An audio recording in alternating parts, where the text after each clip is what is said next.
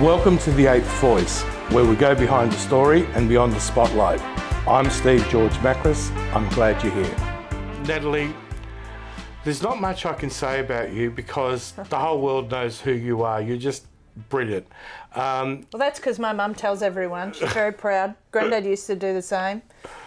But yeah, very exciting time to be in sport in this country. Well, I'm just really grateful that you joined us at the seventh seat, and who would have thought the mixture of people and the synchronicities and 6 degrees of separation. But I just wanted to sort of people know about what you've done, and you've represented Australia at least at 5 Olympics, and you've brought back bronze, silver and lots of gold, and made the country richer in every possible and conceivable way. But you're still doing a lot of work, and but tell us a little bit, it'd just be interesting to sort of find out a little bit the Nat behind the Nat. Do you know what I mean? Example, you've got your life's pretty well sorted. You've got a beautiful wife, you've got a beautiful child. You've had an illustrious career, and you're doing a lot of work with the committee. Is that right? For the organising committee for Brisbane 2032. Yeah. But we'll get onto that in a minute. But just tell us a little bit about your little Nat story, about the upbringing and where you were born. And it doesn't have to be just. So not the full once upon a time, just one little bit. So and most people see the 30 seconds of glory, that the overnight success that took 20 years, and ultimately I was 25 when I won the Sydney Olympic gold medal, which is our 25th anniversary right now, and I'm 50. I'm halfway to the century now, and I feel like I tipped my hat and raised my bat. But I started as a swimmer in Townsville, and as a regional kid. I had a dad that was a semi-professional football player for Crystal Palace. I had a mum who was an infant swim teacher, and Townsville's a hot, humid place, so every kid needs to learn how to swim. And I started as a swimmer and ended up traversing through many sports. I pride myself in saying I've played every single sport, from netball to Vigoro to taekwondo to table tennis to basketball to golf. Yeah, Vigoro. Vigoro's a new one. Yeah, that was that one. When you said Vigoro earlier, I thought, Vigoro? Yeah, well, I wasn't allowed to play cricket. Girls weren't allowed to play cricket, and Dad also played a bit of cricket. And so we played backyard cricket. And then when I said I want to play at school, they said you can't, but there's Vigoro. So have a Google and have a look at what Vigoro was. So I really did love every sport. And then one day there was a notice on the school notice board that said volleyball trip to Canada and America. And all I could see was Disneyland. So I ran up to the PE department at Corinda High in Brisbane, and I said, "What's volleyball?" And ironically, it was the only sport in the plethora of choices that no one at school was any good at. No one could play. Wow, and you thought, that's got my name on it. Well, it captured my curiosity. I'd go to bed at night, I'd put my head on the pillow, and I'd think, well, I can do everything else and I can't do this. What's wrong with me, or what do I have to do to make this better? And so I really then spent 25 years pursuing how to master volleyball. Ultimately went to beach volleyball. We don't have enough podcasts to talk about how all that happened, but... Oh, we can start up a separate channel. But yeah, a separate channel. But it was announced as an Olympic sport in 93. We went to 96 and won bronze. And then, of course, when you have a home games, very rare opportunity for an athlete to have a home games, and then to be in a position to medal, and then to win the ultimate holy grail with friends and family around. Because normally you're on your own somewhere from Athens. The other games post were Athens, Beijing, London, Tokyo, Rio, Paris. So you're a long way from home. Not many friends and family can afford to go, and there's not enough tickets. Yeah, you don't get enough tickets to bring them all. So that was a special moment in my life. But I was a studious kid, and I was very good at maths. And so volleyball helped me with speed, trajectory, physics. That's the bit people don't know.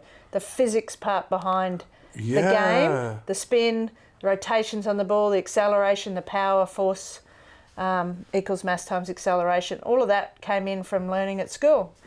Was the duck? Sorry, that's incredible, man. Yeah. Like, I mean, okay, there's a sport, but Nat's thrown in like, oh, I've got the little mathematical equation for it. Yeah, and it really did help. Dad was an engineer and he loved maths, and I think I got that from him. Mum was very empathetic, so I got to understand compassion and teamwork and relationships through her. So when you combine that together and find the right partner in Kerry Pothast, you sort of make magic. And we had a wonderful time going to 2 Olympics together, and then had a different partner for Athens and a different partner for Beijing and London. But that was my playing career. And yeah, from there, just from the beach to the boardroom, and you just sort of keep going, wanting to help the sport. How do I make the sport better? How do I leave the green and gold jersey in a better place? Which is why I'm always in green and gold, different shades. Yeah. And so the passion continues, not just for myself now, but for the bigger picture of the games and for the next generation of athletes. You're an ambassador, like not just an ambassador, like a true inspirational ambassador, because like a lot of people that have come out of let's say winning their games, or they sort of not retire, but they go into like whatever they do. But you're still like firing up that Olympic, like it's in your DNA. It's not going anywhere soon. It's there. No, it's never going. I think started as an 8-year-old when I saw Lisa Curry, one of our famous swimmers, win the 100 metres freestyle in the 1982 Commonwealth Games, and one moment, her touching the wall, getting out, putting her green and gold tracksuit on, gold medal around her neck, the Australian flag, singing the anthem, and I said, I want to do that. Now, that was your moment. That was your moment. Takes one. That was the catalyst. That was it. That was that moment that changed your whole life. Yeah, I can sense that. It was like being Rupert McCall's a famous sports poet, and it was like being bitten by a mosquito that contains green and gold malaria. Have you met Lisa? Lisa, met many a time. Did you? I'm sure you would have said to her, "Look, you know what? I just want you to know that this is what this meant to me." Yeah, she wrote a foreword in my book. All right. She knows how important that was, and there are moments like that happen in people. It's the small moments. You're not looking for a big, gigantic thing. It's tiny little moments. That Sydney 2000. The Kathy Freemans, the Natalie Cook, the Kerry Pothast, the Ian Thorpes, the Susie O'Neills. Yes, those that have inspired. So when you said, like, I'll be honest, I've never been a big sports person, but I remember Kathy Freeman, just as an example, and I actually remember where I was. I was in Lawn, at the Lawn pub, and the Great Ocean Road. Great Ocean Road, and the pub was just absolutely. Yeah. And watching that race, I was like, whoa, it was just so, electrifying. Yeah, the green and gold seems to just put this pride in everyone. And when our countries and our athletes are winning, we all do better, feel better, productivity's better, goal setting and aspirational setting is higher. Hey, maybe we could do that. If Kathy could do that, maybe we could do that too in our sphere of life. And it's not always sport. I mean, medicine can be in solving climate sustainability issues, disability accessibility, First Nations issues, which is ultimately what the Games here in Brisbane try and do. We try and tackle real big world complex problems through sport. Yeah, and I mean, look, when you go back to the Olympics, back to its original origins, it was all about love, peace, and connectedness, and I think that's what you bring, to what you're doing. I just, is there anyone else that's competed in 5 Olympics? There's a handful. There's a lot more men, and then Lauren Jackson, the amazing basketball player, just went to her 5th at the age of 42. Is that considered old? For a basketball player that's trying to perform at the elite level, you have to ask her. I won't call her old. So you mean I've got no hope of competing in cycling. Andrew Hoy went to 8 Olympics, Yep. and he's equestrian. So a lot more men. There's 2 women that went to 5 games, and so far. And often females stop to have children. When I was fortunate, my wife Sarah had Jordan, but she wasn't going to have Jordan until I retired because it takes 2 to raise a child. It takes actually a village. Raise a child. Yeah, that's right. And as I said at dinner, it was my toughest challenge. Like going to the Olympics and training for the Olympics is easy, but raising a child, there's no rules, there's no book, there's no real understanding of creating the perfect environment. I often get people saying, I think my son's good at this sport. What do you think he needs to do to make it to the Olympics? And there is no silver bullet. I don't know why they call it a silver bullet. I don't know either. A golden bullet. Yeah. There is no silver bullet where there's one thing. It is actually, in success in anything, it's like baking a cake. You've got to get the ingredients right, the temperature right, the amounts, the cherry on top, the icing. If it's too humid outside, the icing melts, right? So there's no one thing. It's an environment of success and an environment that we create for our children, and that's something that I put a lot of pressure on myself to make sure that I give her the best environment to succeed in whatever she chooses. How old is she? She's currently 9. Wow, good age. Yeah, she's great, playing lots of sports. I was going to say, does she play a lot of sport? Yeah, she does, and people look at me like, am I putting pressure on her to do that? No, I just want, the pressure is to play sport. I do believe that sport... mind, body and soul. Mind, body, soul, it's a universal language. It brings peace, it brings connect. Even though you're fighting metaphorically on a sporting field, to be able to leave the lines and have a hot chocolate with her mates after a game of netball or a game of basketball is very special, and you have to be able to win, lose or draw, be able to make the world a better place through connection. Look, I honestly believe sport is something that's, underrated in life. Like, I think if more kids were involved in sport, there'd be less problems in the world. Like, not forced into, but if it was like everyone's got to do sport, it'd be healthier for the mind. Well, there's nowhere else to learn the lessons of winning, losing, teamwork, respect for yourself, the opposition, the referee. Theory can't teach it. You have to put yourself in the environment, and not everyone's going to win. So you've got to understand that. But also the physical part of the sport as well, the endorphins, the feel-good factor, and... the adrenaline, the health, the camaraderie of, people. But all the things you said are just... everything connects, one after the other. And I think if there was more, kids doing sport rather than sitting back on their little... Yeah, that is a challenge. That's the biggest challenge for everyone. And so the only thing I will make her do is play sport. Doesn't have to be at any given level, but I think it's very important for all of society, especially here in Australia. No, look, like I said, I was just like... listening to you in there, and I thought, wow, it's just so... The other thing that also, it was like, I was thinking about, with just the connection with everyone, like you with Eric and all that. Yeah. So, everything's just synchronistic. Yeah. So to look to my left and see Eric as a basketballer that was in the NBA that...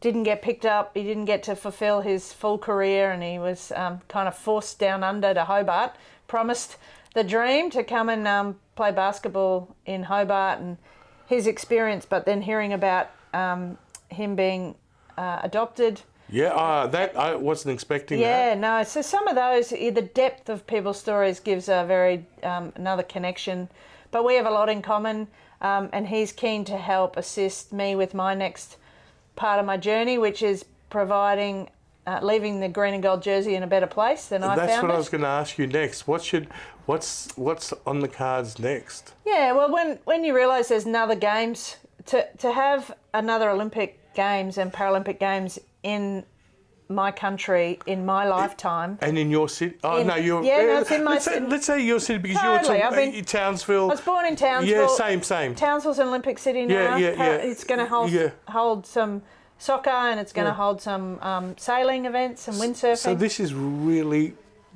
I can get in the car and drive to the opening ceremony stadium, and that is very, very special. But I know what it's going to do to the local athletes and the pride that our country is going to have when we see that next generation come through. But what most people don't know is that it costs a lot of money for our athletes to send. Most of them have to pay along the way exorbitant costs to represent Australia. You know, it's funny you say that because, you know, I'm pretty new to Brisbane, and I've been fortunate to have met some amazing people. And I was talking to one property guy, and he was saying that people don't realise, you know, with the Olympics, the amount of infrastructure and all the things that are required is, it's very, like, I mean, when you don't understand, people that actually participate in the Olympics, it costs them a lot of money to be able to, you know, even if they're really good and they want to do it, it could become really prohibitive without help. Yeah, we often see a lot take the exit ramp because their families can't afford it or they can't afford it. Rising cost of living. Yeah. If you've tried to have an overseas holiday lately, it's expensive. Oh my God! Even just getting a flight anywhere. The accommodation, the cost of the dollar. It's so. But you see that event like Lisa Curry, and you want to go and represent Australia, and then all of a sudden you get a letter that says it's going to cost you $17,000 or $7,000 or $12,000 for the privilege. So parents are mortgaging houses. To get their child the opportunity, and sometimes we just see them exit because there's too much pressure and too much stress. So what I'm trying to do is I've built a not-for-profit that has DGR status through the Australian Sports Foundation called the Aussie Athlete Fund, and we collect money, we teach athletes how to raise, we match their efforts. So if they're not prepared to go to Bunnings and do a sausage sizzle, then I'm not prepared to tip the money in. So we go and collect it from big businesses, little businesses, philanthropists, individuals that maybe they were on the same journey. So you help those who help themselves. So if they're prepared to put, you'll meet them. Yep, we give a leg up. We don't give a hand out. That's amazing. We teach them the skills, and it is all because I want to leave the green and gold in a better place, and I don't want our athletes to have to buy their own jersey for those. Some sports don't. Some sports they get their jersey given to them, but others you got to buy it. Volleyball, indoor volleyball, they have to buy their own jersey. Is it hard to get sponsorships? Yeah, it's becoming harder. You spend so much time now trying to be the best in the world at your craft, and you need the time recovery, and then to go and have to ask someone to support you. And I often called myself a professional beggar along the way. 20 years I was a professional beggar to try and get money and support, and we did. I became very good at it, which is why I like to continue to do it now for the next generation. But no athlete should ever have to pay for their green and gold jersey, and I never want an athlete to say I quit because I couldn't afford it. If they don't get picked, unfortunate to be injured, or they're not good enough, and Eric talked about not being good enough today, that's a different story. But I never want an athlete to say, you know what, Cookie, I had a chance and I didn't have any money. Thank God, and I'm not just saying this lightly, thank God that you are doing what you're doing. And I mean that really. That's really powerful. And, you know, it sounds like, I mean, you're a very resilient and strong person, but it's a lot of weight on your shoulders doing it. Yeah, I've been going 3 years. I've currently got 100 that are in the fundraising game to try and raise $1 million between them, so 10,000 each to get them one tour. That's like a 2-week trip, let alone everything else, their equipment. But we start with that. We start with getting them $10,000 each, and I have 100 every day. I go to sleep at night and I think of all of them, from speed skating to curling for the Winter Olympics coming up. So I can understand your, and this is not but what your challenge is, you want 10,000 100 times. Yep. And that will make a big difference. Huge. I mean, for everyday Australians, that might be a lot of money. But in the scheme of things, in big business, that's not even a drop in the ocean. Well, that's what I think. But you've got to share the stories and tell the stories, and the first challenge I get our athletes to do is to go and find a local fruit shop and ask for a free box of fruit. Because they have to learn then how to share their story. They have to be brave enough. They have to learn that if they get a no, there's a fruit shop down the road. So don't worry, go to the next person, build your storytelling, see what your value exchange can be. That is absolutely brilliant, because what you're doing is you're giving them something to let the ego, like not let the ego step in at all. It's getting out of their comfort zone, and that's amazing. And it's not a really hard thing to do when you're doing it. It's just that psychological barrier of it's the first step. It's the first step. And to see the picture, they have to take photos, send it to me. So to see their smiles on their faces, they're standing there with a full box of fruit. And then you're like, great, now you need one every week.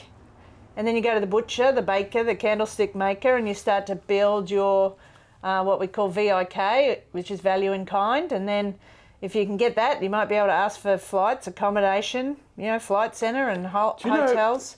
They say the squeaky door gets the oil. And if you don't ask, you don't get. And a lot of people think that if I ask for something that's really big, I'm not going to get it. But it just depends on who you ask.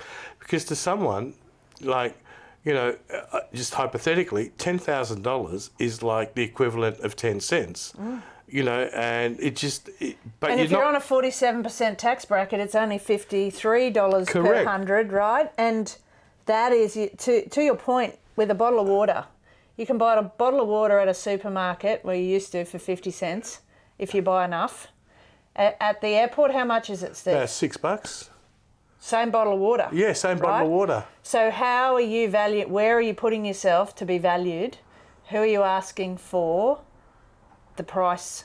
And that's all I teach them, is that one fruit shop, it's all very relative. And you don't know who that person... Like, people judge from appearances. It's like today, we sat down and, we had this dinner around the table, and no one knew who anyone was. But the point is that people sort of look and go, oh, I'm not going to go up to that person because, you don't know who that person's going to be. And that person might turn around and go, how much do you need?